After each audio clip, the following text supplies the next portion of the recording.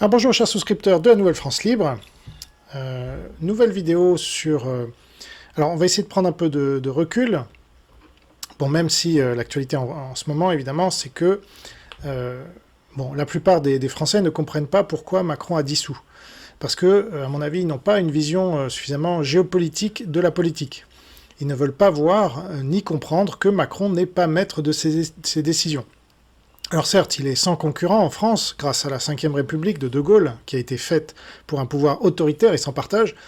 mais à l'international, Macron appartient à l'international communiste, à laquelle il a donné des gages avant son adoubement pendant la campagne de 2017 en se disant maoïste, et en avouant que son parti En Marche avait été nommé ainsi en hommage à la longue marche de Mao.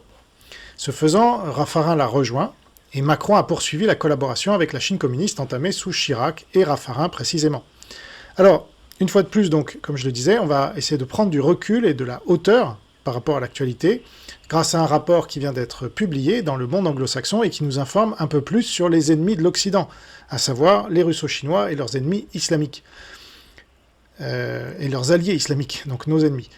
La presse française ne vous en parle quasiment jamais, pourtant ce sont de véritables enquêtes de fond, très sourcées, qui paraissent régulièrement en Angleterre, en Allemagne, aux États-Unis, en Australie ou ailleurs, et qui nous offrent une perspective nouvelle sur les événements en cours lors de cette Troisième Guerre mondiale qui ne dit pas son nom, mais qui a bel et bien été déclenchée par l'attaque biologique de la Chine communiste en 2020. Et donc, je vais vous parler de la guerre de l'information qui nous est menée en Occident par nos ennemis et qui recouvre de nombreux aspects, dans de nombreux domaines, où l'avantage est à l'attaquant, qui bénéficie donc de l'effet de surprise et de la maîtrise des attaques qu'il lance en coordination avec